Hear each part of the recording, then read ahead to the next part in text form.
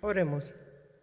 Nuestro buen Padre Celestial, al abrir tu palabra queremos pedirte que tu Espíritu Santo nos dirija y que podamos comprenderla y aplicarla a nuestra vida. Te lo pedimos todo en el nombre de Jesucristo, nuestro Señor y Salvador. Amén. Pueden sentarse, hermanos, por favor. Leímos hace unos momentos en Lucas 15, del 11 al 32, la parábola conocida como el Hijo Pródigo. Los versículos 1 al 3 de este capítulo 15 de Lucas expresan el motivo de esta parábola. Dice: se acercaban a Jesús todos los publicanos y pecadores para oírle, y los fariseos y los escribas murmuraban diciendo: a los pecadores recibe y con ellos come. Entonces él les refirió esta parábola. Y a continuación Jesús narra primero la parábola de la oveja perdida. El pastor que va en busca hasta que la haya de una de sus 100 ovejas que había perdido. Y luego narra la parábola de la mujer que pierde una de 10 monedas de plata que poseía y busca esa moneda con esmero y prontitud hasta hallarla. Estas dos parábolas tienen en esencia un mismo énfasis: la búsqueda de los pecadores por parte de Cristo. Al final de estas dos parábolas son iguales. El final: os digo que hay gozo delante de Dios por un pecador que se arrepiente. Lucas 15, 7 y 10. Por último, narra en esta ocasión la llamada parábola del Hijo Pródigo, que, como propone el comentarista de la Nueva Versión Internacional, debía llamarse parábola del Padre compasivo, o digo yo, parábola del Padre amoroso. Una parábola consiste en una composición literaria que puede ser real o ficticia, en la cual se narra una experiencia de la vida diaria, que puede ser real o ficticia, pero siempre absolutamente verosímil. Es decir, que sucede o que podría suceder. En una parábola se afirma o se implica que una cosa es como la otra, y el propósito es ilustrar una verdad o moral espiritual. Jesús relató estas 3 parábolas para responder a la murmuración de los fariseos y los escribas y enseñarles que Dios busca, se acerca, recibe al pecador como Jesús también lo hace. Él dijo: porque el Hijo del Hombre vino a buscar y a salvar lo que se había perdido. Lucas 19:10. Y también dijo: al que viene a mí no le echo fuera. Juan 6:37. La parábola presenta primero la petición de un hijo. Lucas 15, 11, 12 dice: también dijo: un hombre tenía 2 hijos, y el menor de ellos dijo a su padre: Padre, dame la parte de los bienes que me corresponde. Y él les repartió los bienes. Esta petición constituyó un acto de soberbia, aunque no con frecuencia. Este tipo de situaciones siempre se da. Un hijo altanero, porque vive de los bienes de su padre, considera que tiene derecho sobre los bienes de su padre. El menor reclamó lo que le correspondería como herencia, no más. Al hijo menor le correspondía la mitad de lo que le correspondía al hijo mayor, de acuerdo con la ley de Deuteronomio 21, 15 al 17. El padre accedió, le dio su parte al hijo menor y también su parte al hijo mayor. Observen el versículo 12, dice: les repartió sus bienes. Más tarde, ante los reclamos del hijo mayor, respondió: todas mis cosas son tuyas. O sea, lo que quedaba pues era del hijo mayor. Lucas 15, 31. Lo que pidió el hijo menor deshonraba al padre, pues las herencias se repartían cuando el padre ya no tenía capacidad de administrarlas o ya había muerto. En este caso, el hijo menor se proponía independizarse de la autoridad del padre, para lo que reclamó lo que le hubiese correspondido de herencia. Iba a seguir viviendo con los recursos de su padre sin la autoridad del padre. Pues más tarde el hijo decide dejar la casa paterna. Dice Lucas 15, 13 al 16. No muchos días después, juntándolo todo, el hijo menor se fue lejos a una provincia apartada y allí desperdició sus bienes viviendo perdidamente. Y cuando todo lo hubo malgastado, vino una gran hambre en aquella provincia y comenzó a faltarle. Y se fue y se arrimó a uno de los ciudadanos de aquella tierra, el cual le envió a su hacienda para que apacentase cerdos. Deseaba llenar su vientre de las algarrobas que comían los cerdos, pero nadie le daba. El padre respeta la decisión del hijo menor de abandonar el hogar paterno. Él no se opone. Y el hijo despilfarró lo recibido de su padre. Cuando calificamos al hijo pródigo, al hijo menor como pródigo, usamos una palabra muy suave, porque pródigo también significa que produce, que da beneficios en abundancia. Este hijo no produjo nada, ni benefició a nadie. Despilfarró, desperdició, dilapidó parte de la riqueza que su padre había producido. Hablemos pues de un hijo despilfarrador, de los recursos temporales recibidos por gracia. Se tragó el anzuelo de los engaños de Satanás, creyó que los bienes materiales duran para siempre, que le asegurarían el favor de otros. Los despilfarró alejado de la mirada amorosa de su padre. Los despilfarró, según la acusación del hijo mayor, en rameras. Dijo: ha consumido tus bienes con rameras. Lucas 15:30. Se da por hecho, no sé por qué, que la única manera de despilfarrar una fortuna es en orgías, borracheras, fornicación, etc. Pero existen otras múltiples formas de despilfarrar una fortuna, de despilfarrar los bienes. Por ejemplo, apostar compulsivamente. Esto se conoce como una psicopatía llamada ludopatía. Comprar desenfrenadamente. Esta psicopatía se conoce como oniomanía. O invertir por ambición riesgosa y temerariamente. Como consecuencia de este despilfarro, el hijo despilfarrador pues sufrió hambre. El pecado siempre trae consecuencias.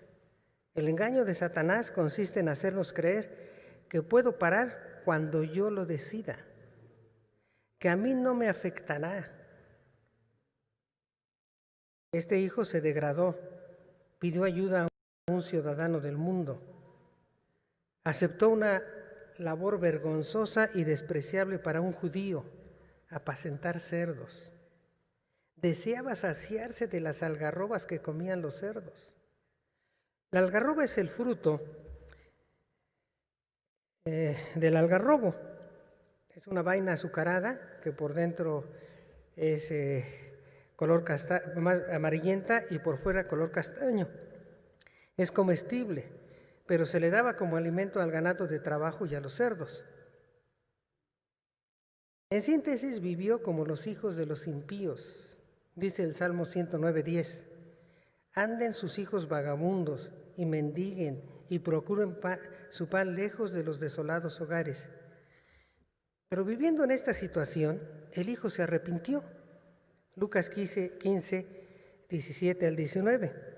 Y volviendo en sí dijo: ¿cuántos jornaleros en casa de mi padre tienen abundancia de pan? Y yo aquí perezco de hambre. Me levantaré e iré a mi padre y le diré: Padre, he pecado contra el cielo y contra ti. Ya no soy digno de ser llamado tu hijo. Hazme como uno de tus jornaleros. Volviendo en sí implica que se arrepintió, cambió de mente, aceptó su degradación y necesidad de perdón de su padre para satisfacer su miseria económica y espiritual. Se dio cuenta que necesitaba ser restaurado en dos ámbitos porque se había envelecido. En dos ámbitos se había envelecido. El ámbito interno, por su altanería, ambición y carencia de templanza. Necesitaba ser perdonado. En el ámbito vertical, había ofendido a su padre. Lo consideró incapaz de administrar los bienes o lo dio por muerto. Despreció su presencia y lo abandonó. Cuando el hijo vuelve en sí, se percató de lo que jamás se había percatado. ¿Cuántos jornaleros en casa de mi padre tienen abundancia de pan? Y aquí yo perezco de hambre. Cuando volvió en sí, cuando se arrepintió, se dio cuenta de su pobreza y degradación voluntaria. Se había comportado como un insensato. Un insensato es que carece de seso, de sensatez. Estaba fuera de sí, no era dueño de sí mismo.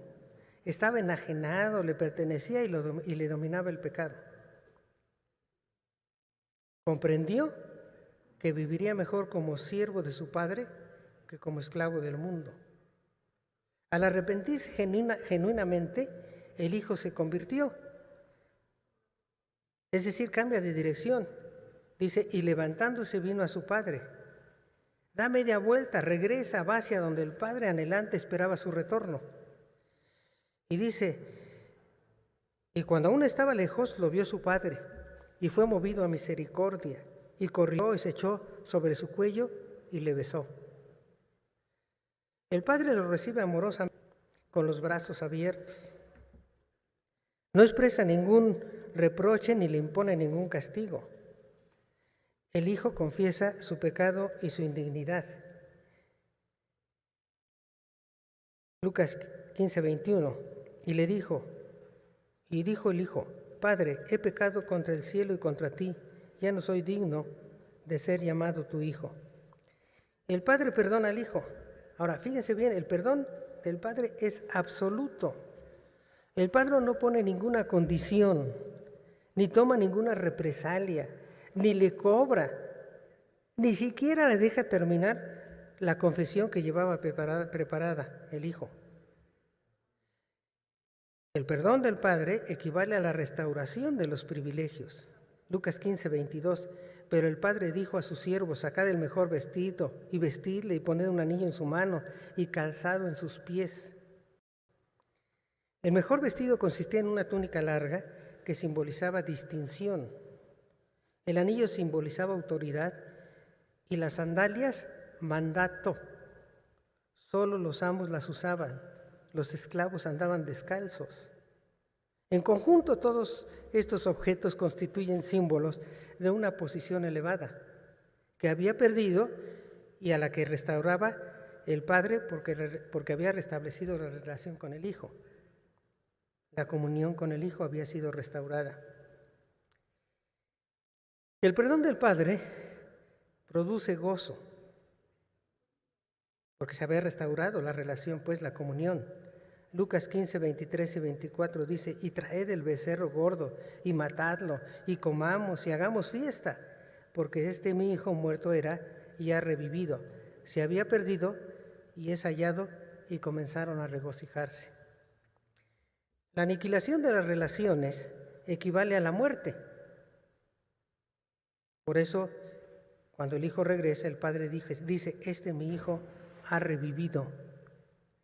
La perdición rompe toda relación por el alejamiento y produce incertidumbre.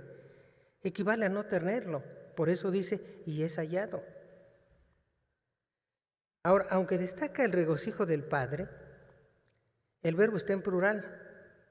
Comenzaron, se regocijaron, el padre, el hijo y los siervos.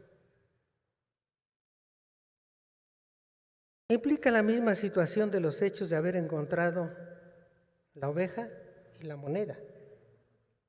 Os digo que hay gozo delante de Dios por un pecador que se arrepiente.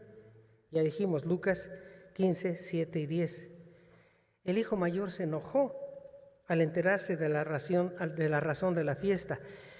El enojo era de tal grado que rayaba en el encono. Encono es una palabra que se usa para referirse a una llaga que supura. En este sentido ilustra la actitud del hermano mayor. Y acuérdense, Jesús estaba describiendo la actitud de los escribas y fariseos. Se negaron a gozarse del acercamiento de los publicanos y los pecadores a Jesús. Reprobaban la comunión que Jesús tenía con ellos. Del hijo mayor y por tanto de los fariseos destaca su actitud voluntariosa. Una actitud voluntariosa es aquella que toma una decisión basada exclusivamente en un sentimiento o emoción. Dice que se enojó y no quería entrar. No quería entrar a la fiesta. Salió por tanto su padre y le rogó que entrara. Destaca también su falta de misericordia. No le importó el regreso de su hermano ni el gozo de su padre. La base de su queja y reprobación era el despilfarro que hizo el hermano de los bienes, aunque heredados anticipadamente, sí le pertenecían al hermano. Y los recursos gastados en la celebración del retorno de su hermano, estos le pertenecían a su padre. Destaca el desprecio por su hermano. Se refiere a él como tu hijo. La respuesta del padre, Lucas 15:32. Leo la traducción de la Biblia de Jerusalén. Convenía celebrar una fiesta y alegrarse, porque este hermano tuyo había muerto y ha vuelto a la vida. Se había perdido y ha sido hallado. ¿Qué podemos concluir? Bueno, las enseñanzas principales. Esta parábola no tiene como fin principal enseñarnos, como algunas veces hemos oído, el valor de nuestro arrepentimiento, ni siquiera la necesidad de este. El arrepentimiento es necesario y por tanto tiene valor, pero esta parábola tiene 3 objetivos diferentes de enseñanza. El amor de Dios a pesar del alejamiento del ser humano a causa del pecado voluntario de éste. El ser humano, 2, a pesar de tratarse de un ser caído, tiene un gran valor para Dios. 3, Dios tiene misericordia, al contrario de lo que opinaban los fariseos y los escribas, de todos los pecadores. Los busca, a los que se arrepienten, los perdona, los recibe con gozo y los restaura. Consideremos también las siguientes enseñanzas. El hijo despilfarrador se alejó voluntariamente del Padre. Como todo pecador, como todo incrédulo, decide voluntariamente estar lejos de Dios. Si tú estás lejos de Dios, las circunstancias de la vida y las interrelaciones con otras personas no han causado tu alejamiento de Dios. No evadas tu responsabilidad, ni culpes a Dios. Él no ha sido infiel. Si fuéramos infieles, Él permanece fiel. Lejos de Dios estaba vacío, sufrió y se degradó moralmente. Observen su degradación de heredero rico a peón hambriento, pasando antes por un vago despilfarrador y vicioso. La vida lejos de Dios siempre se caracteriza por un vacío interno, o sea, falta de propósito en la vida, carencia de paz, angustia, etc. Este vacío, el hombre alejado de Dios, pues lo trata de llenar con cosas buenas y también con cosas malas. Trabajo, amigos, diversiones, actividades culturales, emociones, vicios, deportes, ciencia, etc. Pascal, físico y filósofo francés, lo expresó así: hay un gran vacío en el corazón de todos los hombres que solo Dios puede llenar a través de su Hijo Jesús. La vida lejos de Dios se caracteriza por una vulnerabilidad extrema que otros aprovechan para engañarnos con sus soluciones. Los ciudadanos del mundo nos ofrecen la satisfacción de nuestras necesidades a cambio a veces de que nos enlodemos con lo peor que producen. Pero el mundo y sus satisfactores jamás llenarán el hambre espiritual del hombre. El hijo despilfarrador, lejos del Padre, se refugió en el mundo y aceptó lo único que éste le pudo ofrecer, pero lo que le dieron no satisfizo su necesidad deseó degradarse todavía más, comer lo que los cerdos comían. El hijo se arrepintió. El hijo cambió su manera de pensar. No tenía por qué seguir degradándose más. Si volvía a casa de su padre, no como hijo, sino como siervo, sus necesidades serían satisfechas. El arrepentimiento consiste en un cambio de mente, aceptar el pensamiento, los puntos de vista de Dios, aceptar que lo que Dios dice es cierto. El arrepentimiento no lo originan los sufrimientos y la degradación. Muchos con hambre, frío, pobreza, enfermedad, explotación y muchos otros graves sufrimientos a causa de su propio pecado, no se arrepienten. Siguen enajenados, no son dueños de sí mismos. Nosotros, con las enseñanzas posteriores de Jesús, sabemos que no podemos volver en sí, no nos podemos arrepentir sin la obra del convencimiento del Espíritu Santo. Jesús dijo, y cuando Él venga, el Consolador, el Espíritu Santo, Él convencerá al mundo de pecado. Es decir, lo hará cambiar su punto de vista respecto a su pecado, reconocerá su pecado. Juan 16:8. El Hijo dio muestras objetivas de arrepentimiento. Decide confesar y cambiar de dirección y lo hace. El arrepentimiento no solo es un sentimiento, se quedaría en simple remordimiento, sino se demuestra con acciones observables, un retorno y una confesión. El Padre recibe gozoso al Hijo arrepentido, lo perdona y lo restaura a su condición de hijo. Esto, hoy mismo Dios lo quiere hacer contigo, con cada uno de nosotros. Cristo te ha buscado, porque el Hijo del Hombre vino a buscar y a salvar lo que se había perdido. Como el Hijo del Hombre no vino para ser servidos, sino para servir y para dar su vida en rescate por muchos. O como escribió Pablo, porque era necesario que la justicia de Dios se cumpliera. Al que no conoció pecado, por nosotros lo hizo pecado, para que nosotros fuésemos hechos justicia de Dios en él. 2 Corintios 5:21. El Espíritu Santo pues convence. Él dice, y cuando Él venga, el Consolador, el Espíritu Santo, convencerá al mundo de pecado, de justicia y de juicio. Dice, de pecado por cuanto no han creído en mí, de justicia por cuanto voy al Padre y no me veréis más, y de juicio por cuanto el príncipe de este mundo ha sido ya juzgado. Si el Espíritu Santo te ha convencido que debes volver a Dios, al Padre, lo puedes hacer creyendo en Cristo Jesús, que murió por ti en tu lugar, si es que no has creído. Dios está dispuesto a perdonarte hoy mismo.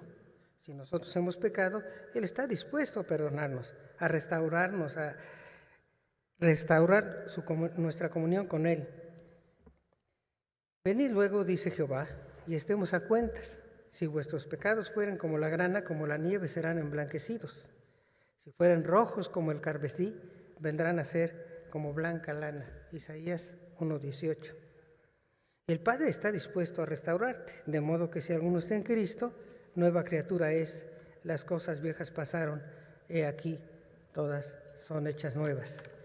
Y el salmista escribió, en tu presencia, en la presencia de Dios hay plenitud de gozo, delicias a tu diestra para siempre. Salmo 16:11. Si hoy creemos, si hoy crees, habrá gozo en el cielo por un pecador que se arrepiente. Delante de los ángeles de Dios por un pecador que se arrepiente. Oremos.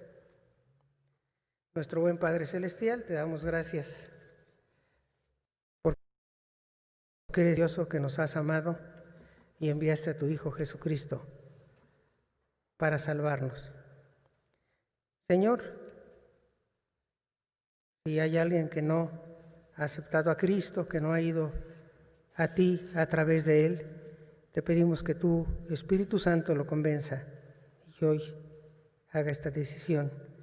Pero también si algún cristiano, si nosotros hemos cometido algún pecado que ha roto, que ha menguado nuestra comunión contigo, te pedimos que también seamos capaces de reconocerlo, arrepentirnos y volvernos a ti. Que tu Espíritu Santo, pues, obra en cada vida, es lo que te suplicamos, en el nombre de Cristo Jesús. Amén.